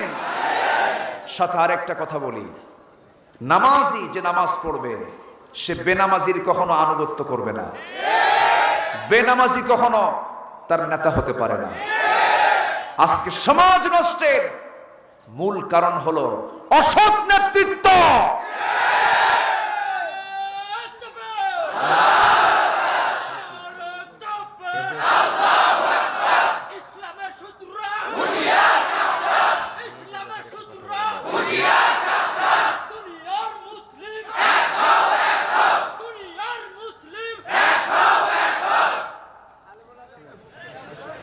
ধন্যবাদ, ওমরের ভূমিকা রাখছে, বলি আলহামদুলিল্লাহ। এই আওয়াজের দরকার আছে না নাই? মুসলমানদের সবচেয়ে বড় অস্ত্র হলো আল্লাহু আকবার, এর চেয়ে বড় অস্ত্র নাই। এটাকে খুব ভয় পায় যারা মুনাফিক। দেখেন না এটা নিয়ে কত কথা, এটা নিয়ে কত আলোচনা। আল্লাহর নাম নিয়ে লজ্জা পায়, এটা কেন স্লোগান হবে, কেন এটা হবে, কেন তোর জানাজা কিতে পড়বি। যারা আল্লাহু আকবারকে অচল করে রাখতে চায় তাদের জানাজা না দিয়ে কুত্তা বিলাইয়ের মতো বিদায় করা দরকার।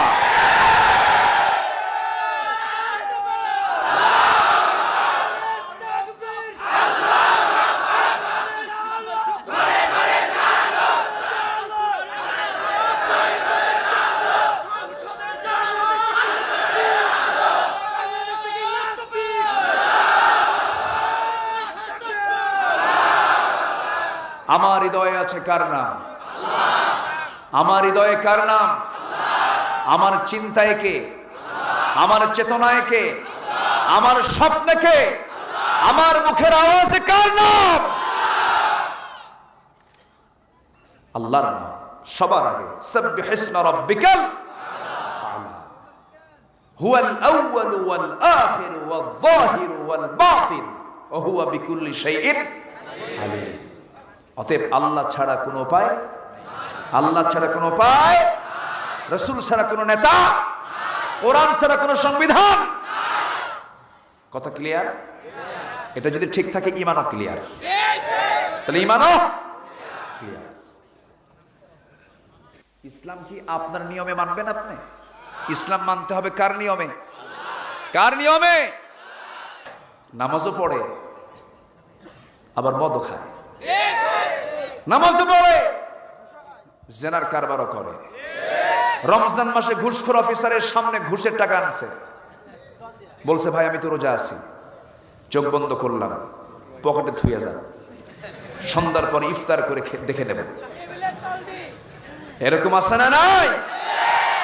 হজে যাবে, সারা জীবন কারবার করছে সুদের, ও জানে সুদ হারাম, হজ হবে না। বাবার রেখে যাওয়ার সম্পত্তি, পৈতৃক সম্পত্তি বিক্রি করে টাকা এজেন্সির কাছে দিয়ে বলে ভাই এটা আমার জমি বেচা টাকা, আমার সারা জীবনের কামাই হলো সুদের, অন্তত হজটা কবুল হোক এজন্য জমি বেচা টাকা জমা দিলাম। আল্লাহ তো কিছু বোঝে না, তো আল্লাহ কিছুই বোঝে না। আবার কিছু বুড়া মানুষ 80 বছর বয়স, 70 বছর বয়স হজের নিয়ত করে, হজে যাবেন। এক ছেলে 7 মেয়ে, 7 মেয়েকে একসঙ্গে আগে ডাক দেয়, ডাক দিয়ে বলে মা হজে যাচ্ছি আমি আসতে পারবো কিনা জানি না, মা মাফ করে দিস। কাঁদবে, কেঁদে খুঁজতে বলে শোনো আমার একটা মাত্র ছেলে, আমি তো বুড়ো হয়ে গেছি, মারা যেতে পারি, তোমাদের বিয়ে হয়ে গেছে মা, আমার 80 বিঘা সম্পত্তি, আমি যদি ফিরে না আসতে পারি তোমরা তো আমার বাড়িতে এসে তোমাদের অংশগুলো নিয়ে যাবা, আমার একটা মাত্র ছেলে এতিম হয়ে যাবে। 40 বছর বলে নাকি এতিম হয়? 40 বছর এতিম হয়। এতিমের শর্ত কি? বালক না না বালক? প্রাপ্তবয়স্ক না অপ্রাপ্তবয়স্ক? অপ্রাপ্তবয়স্ক কোনো সন্তানের বাবা যদি মারা যায় তখন সে সন্তানকে কি বলা হয়? এতিম বলা হয়। কারণ মা মারা গেলে অপ্রাপ্ত বয়সে কোনো ছেলেকে রেখে যদি মা মারা যায় তাকে এতিম বলা হয় না, বাবা মারা গেলে তাকে এতিম বলা হয়। এই সমস্ত ওয়াস্টস কইরা বুড়ো চাচা বলে, অতএব তোমরা তোমাদের যে অংশ তোমরা পেতে, সে অংশটা আমি আমার ছেলের নামে লিখে যেতে চাই। তোমরা কি বলো? ওটা কি হাজি? ওর হজ কি কবুল হবে? আসতে বলেন, হজ কি কবুল হবে? এখানে ঈমান আছে না নাই? এখানে ঈমানের বিষয় আছে না নাই? লিযযাকারি মিসলু হাযযিল উনসাইন তিলকা হুদুদুল্লাহ। আল্লাহ তাআলা বলছেন, এই যে মিরাসের অংশ দিলাম, ফারায়েজের অংশ দিলাম, কে কতটুকু অংশ পাবে, এই জায়গায় যদি নখ বসাও, আল্লাহর সীমানা তুমি লঙ্ঘন করে ফেললে, আল্লাহর সীমা অতিক্রম করলে তোমাকে জাহান্নাম যেতে হবে। এখানেও ঈমান আছে না নাই? আছে। কোন বান্দার হক নষ্ট করা যাবে না, কবিরা গুনাহ করা যাবে না। আল্লাহর হক নামাজ আদায় করতে হবে এবং নামাজকে সমাজে চালু করার আন্দোলন করতে হবে। যারা নামাজ আদায়ে বিশ্বাসী, কায়েমে বিশ্বাসী না, ওটা মুনাফিক, মুনাফিক, মুনাফিক। আছে না? আসতে বলেন না, আছে না নাই? সবচেয়ে বেশি ওনার গবেষণা ঠিক, গবেষণা রাইট। নামাজ আদায়ে বিশ্বাসী কিন্তু কায়েমে বিশ্বাসী না। কারণ নামাজ আদায় করতে তো জো বাইডেনও বাধা দেবে না, ঋষি সুনাক বাধা দেবে না, মোদি বাধা দেবে না, ভ্লাদিমির পুতিন বাধা দেবে না, বরঞ্চ আপনার নামাজ আদায়ের জন্য মসজিদ বানায় দেবে। কিন্তু নামাজ কায়েমের কথা বললে এই যে হাতে জমা হবে, এটা ঠিক কি না? এখানে ঈমান, এখানে কি? থামেন, দোয়া করি নাকি? হ্যাঁ, আরো চালাবো? জোরে বলি ইনশাআল্লাহ। কাগজ দিছেন? আচ্ছা, দেখছেন, বলবো ইনশাআল্লাহ। এগুলো তো সব আমার মানে পুরাতন কাস্টমার, অনেক আগের থেকে আসি তো। জি বলি আলহামদুলিল্লাহ। না, পুরাতন সবই নতুন, সবই পুরাতন। আলহামদুলিল্লাহ, সব ভালো। ইসলামের কোনো পুরাতন নাই, ইসলাম নতুন, ঠিক কিনা? ইসলাম এটা গোল্ড। ইসলাম হচ্ছে পৃথিবীর একমাত্র আধুনিক, অত্যাধুনিক একটি জীবন বিধানের নাম। বলি আলহামদুলিল্লাহ। জি, অনেকে চিন্তা করতেছে বাড়ি যাই, চিন্তা করতেছেন না তো? বলি আলহামদুলিল্লাহ। আমার আজকের এই আম বাগানের মাহফিল স্মৃতিময় হয়ে থাকবে। এবছরে আমার মনে হয় দুটো মাহফিলে কোনো সামিয়ানা পাইনি। একটা হলো নাচলে, চাঁপাইনবাবগঞ্জ নাচল, এরকম আম বাগান, আর এখানে পেলাম কোনো সামিয়ানা নাই, আম গাছ দিয়ে সামিয়ানা। বলি আলহামদুলিল্লাহ, ভালো, খুব সুন্দর। দুটা কাজ আমরা করব। এক নাম্বার আমরা শুনলাম ঈমান আনবো, নাম্বার 2 হচ্ছে আমলে সালেহ, নেক আমলগুলো করব। নেক আমল এটা লম্বা আলোচনা। নিয়মিত কিছু আমল আছে, যেরকম সুন্নাহ জিকির আজগার আছে, ফরজ নামাজের পরে কিছু দোয়া আছে না নাই বলেন তো? সার্বক্ষণিক কিছু দোয়া আছে না নাই? আচ্ছা, এই মুখে থাকবে সর্বক্ষণ কার জিকির? আসতে বলবেন না, কার জিকির? তোমাদের মুখে আল্লাহর কালাম ছাড়া, আল্লাহর জিকির ছাড়া অন্য কোনো কথা যেন না বেশি আসে। ফাইন্না কাসরাতুল কালামি কাসওয়াতুল লিল কলব। কারণ আল্লাহর জিকির ছাড়া অতিরিক্ত কথা যে জিহ্বায় বের হবে, তার অন্তরটা হবে পাষাণ। এজন্য এই জিহ্বার মধ্যে সর্বক্ষণ থাকতে হবে কার জিকির? আল্লাহর জিকির। এবং পরিবেশ, আমি যে পরিবেশে থাকবো সেই পরিবেশে থাকতে হবে ইসলাম। বন্ধু হবে মুসলিম, বন্ধু হবে নামাজি। একটা সুন্দর পরিবেশ আমরা নিজের জীবনকে গড়াবো। জোরে বলি ইনশাআল্লাহ। আমলে সালেহ আমরা করব, নেক আমলগুলো আমরা করব। এই দুইটা কাজ যদি আমরা করতে পারি এবং সূরা মুমিনুনের প্রথম দিকের 7টা আমল যদি করতে পারি, আল্লাহ তাআলা 2টা আয়াতেই বলে দিয়েছেন ওই 7টা এবং এই 2টা। এখানে আল্লাহ তাআলা বলেছেন ঈমানের কথা এবং আমলে সালেহের কথা। ওই জায়গায় বলছেন 7টা আমলের কথা। কয়টা বলেন? সাতটা আমলের কথা সবাই মনোযোগ দিয়ে শোনেন। قد أفلح المؤمنون الذين هم في صلاتهم خاشعون। ওই সমস্ত মুমিনদের জন্য সফলতা যে মুমিন নামাজের মধ্যে অত্যন্ত খুশুর সঙ্গে নামাজ পড়ে। নাম্বার 2 হলো ওয়াল্লাযীনা হুম আনিল লাগফি মুরিদুন, নিজের জিহ্বাকে অনর্থক কথা থেকে পরহেজ রাখবে। নাম্বার 3 হলো যে যাকাতটা ঠিকমতো আদায় করবে। নাম্বার 4 হলো আল্লাযীনা হুম লিফুরুজিহিম হাফিজুন, যে বান্দার লজ্জাস্থানকে হেফাজত করবে। নাম্বার 5 হলো ওয়াল্লাযীনা হুম লিআমানাতিহিম ওয়া'দিহিম রাউন, যে আমানতটাকে ঠিক রাখবে, ওয়াদাটা ঠিক রাখবে। নাম্বার 5 6 হয়ে গেল। নাম্বার 7 হলো ওয়াল্লাযীনা হুম আলা সালাওয়াতিহিম ইউহাফিজুন, যে নামাজের ব্যাপারে যত্নশীল হয়ে যাবে। আল্লাহ তাআলা এই 7টা আমলের শেষে বলছেন উলাইকা হুমুল ওয়ারিসুন আল্লাযীনা ইয়ারিসুনাল ফিরদাউসা হুম ফিহা খালিদুন। এই 7টি কাজ যে বান্দা করবে, 1 নম্বর নামাজ, নাম্বার 2 হলো অনর্থক কথা থেকে নিজের জিহ্বাকে বিশ্রাম দেওয়া, নাম্বার 3 হলো যাকাতটা ঠিক মতো আদায় করা, নাম্বার 4 হলো লজ্জাস্থানকে হেফাজত করা, নাম্বার 5 হলো আমানতের খেয়ানত না করা, নাম্বার 6 হলো ওয়াদা ঠিক রাখা, নাম্বার 7 হলো নামাজের ব্যাপারে যত্নশীল হওয়া। এই 7টি কাজ করবে, আমি আল্লাহ তোমাকে জান্নাতুল ফিরদাউসের ওয়ারিস বানাইয়া দেব। সেই জান্নাতটা তো এই দুনিয়ার কোথাও নয়, সেই জান্নাতটা হলো আল্লাহ তাআলার আরশ আজিমের কাছাকাছি। সেই জায়গা আল্লাহ তাআলা জান্নাত নামক স্থানটা রেখে দিয়েছেন।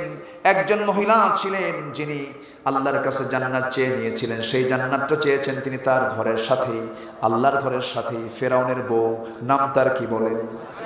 নাম তার কি?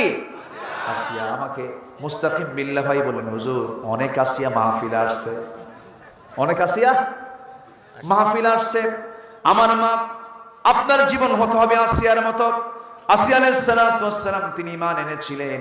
ঈমানটাকে টিকে রাখতে গিয়া তিনি হাসি মুখে জীবনটা পর্যন্ত দিয়েছেন, হাসি মুখে জীবন বরণ করেছেন, হাসি মুখে জীবনটা উৎসর্গ করে দিয়েছেন। আসিয়া আলাইহিস সালাতু ওয়াস সালামের সঙ্গে পারিবারিক কোনো দ্বন্দ্ব ফেরাউনের ছিল না। তারপরে দাম্পত্যময় জীবনের কোনো দ্বন্দ্ব তার ছিল না। তার সঙ্গে দ্বন্দ্বের মূল কারণ হলো ঈমানি কারণ। কি কারণ? ঈমানি কারণ। সেই ঈমানের কারণে আসিয়া আলাইহিস সালাতু ওয়াস সালামকে ফেরাউন সর্বশেষ বলে দিল, আসিয়া আমার সঙ্গে তোমার অন্য কোনো মতবিরোধ নাই, আমার সঙ্গে তোমার এই যে দ্বন্দ্ব লাগার পেছনে মূল কারণ হলো তুমি মুসার দিনটা গ্রহণ করেছো। আসিয়া বলছেন, না না, ইসলাম তো মুসার দিন নয়, ইসলাম হচ্ছে আল্লাহর দিন। জোরে বলেন সুবহানাল্লাহ। যে আল্লাহ আমার রব, সে আল্লাহ আপনি ফেরাউনের রব, সে আল্লাহ মুসার রব, সে আল্লাহ দিয়েছেন ইসলাম, সেই ইসলাম আমিও মেনে নিয়েছি, আপনিও মেনে নেন। ফেরাউন খেপে গিয়ে রেগে গিয়ে বলে, আনা রাব্বুকুমুল আলা, এই মিশরের জনপদে আমি ফেরাউন ছাড়া কোন আইন চলবে না, আমি হলাম সবচেয়ে বড় আইনদাতা, আমি সবচেয়ে বড় রব। শেষ পর্যন্ত কি হলো? আসিয়া আলাইহিস সালাতু ওয়াস সালামকে হত্যার সিদ্ধান্ত না হলো। আসিয়া আলাইহিস সালাতু ওয়াস সালামকে বলা হলো, তোমাকে শেষ আলটিমেটাম দিয়ে দিলাম, তুমি কি করবা বলো। আসিয়া আলাইহিস সালাতু ওয়াস সালাম সর্বশেষ বলে দিলেন, আমার স্বামী, আপনি আমার ঈমানের পরীক্ষা নিতে গিয়া প্রয়োজন আপনি যদি আমাকে মেরেও ফেলে দেন, জেনে রাখবেন আমার প্রতি অত্যাচার যত বাড়বে আমার ঈমান তত মজবুত হয়ে যাবে। জোরে বলে সুবহানাল্লাহ। ঈমান মানে পরীক্ষা, ঈমান মানে কি? পরীক্ষা। আল্লাহ তাআলা তাকে পরীক্ষার মধ্যে ফেলে দিলেন। রাষ্ট্রীয় পরীক্ষা, রাষ্ট্রীয় বাধা, পারিবারিক বাধা, স্বামী কর্তৃক বাধা, সামাজিক বাধা, সব বাধা তাকে জেগে বসলো, তার বিরুদ্ধে অবস্থান করলো, কিন্তু ঈমান থেকে তাকে এক চুল পরিমাণ নড়াতে পারলো না। ইউসুফ আলাইহিস সালাতু ওয়াস সালাম দুনিয়া থেকে কি বলে, আসিয়া আলাইহিস সালাতু ওয়াস সালাম দুনিয়া থেকে বিদায় নিচ্ছেন। এমন সময় তার সামনে যখন জল্লাদ রেডি হয়ে গেল, 2 হাত বাঁধা হলো, 2 পা বাঁধা হলো, 2 পা বেঁধে ফেরাউন অর্ডার দিয়ে দিল, ও জল্লাদ, আসিয়ার ডান হাত কেটে ফেলে দে, বাম হাত কেটে ফেলে দে, দেখি তো আসিয়ার দিলটা এই দিকে ঘোরে কিনা। কিন্তু যত অত্যাচার করা হয়, আসিয়ার মুখ থেকে একটা কথাই বের হয়, লা ইলাহা ইল্লাল্লাহ, লা ইলাহা ইল্লাল্লাহ। সর্বশেষ ওই জল্লাদ করলো কি, করাতটা হাতের মধ্যে নিয়ে আসলো, করাতটা হাতের মধ্যে নিয়ে তার মাথা বরাবর লেগে দিল। করাত দিয়ে চিরে যখন নিচের দিকে নামানো হচ্ছিল, সেই সময় আলাইহিস সালাতু ওয়াস সালাম, সূরা তাহরিমের তাফসীর এসেছে, তিনি হাত দুইটা উঁচু করলেন। হাত দুইটা উঁচু করে আল্লাহর দরবারে দোয়া করতে করতে বলছেন, রব্বি বিনিলি ইনদাকা বাইতান ফিল জান্নাহ ওয়া নাজ্জিনি মিন ফিরআউনা ওয়া আমালিহি। জোরে বলুন আল্লাহু আকবার। আয় আল্লাহ তাআলা, তুমি আমাকে একটা ঘর বানায়া দিবা। বুয়ুতান বললেন না, শুধু বাইতান বললেন। বুয়ুত মানে বহু ঘর, বাইত মানে এক ঘর। তাও বললেন তুমি আল্লাহ আমাকে তোমার কাছে একটা ঘর জান্নাতের মধ্যে বানায়া দাও, ফেরাউনের অনিষ্ট থেকে তুমি আল্লাহ আমাকে বাঁচায়া দাও। তিনি জান্নাত চাইছেন কার ঘরের সাথে বলেন? আসতে বলবেন না, কার ঘরের সাথে? এখান থেকে বিষয়টা ক্লিয়ার হয়ে গেল। আল্লাহ তাআলা জান্নাত এই দুনিয়াতে রাখেন নাই, প্রথম আসমানে রাখেন নাই, মহাশূন্যেও রাখেন নাই। আল্লাহ বান্দা যারা জান্নাতি হবে, আল্লাহ তাদেরকে তার প্রতিবেশী করে রাখবেন। জোরে বলেন সুবহানাল্লাহ। আল্লাহর প্রতিবেশী যদি হতে চাই, তাহলে আমরা দুটা কাজ করব, ঈমান আনবো, আমলে সালেহ করব, শিরক মুক্ত জীবন গড়ব। জোরে বলি ইনশাআল্লাহ।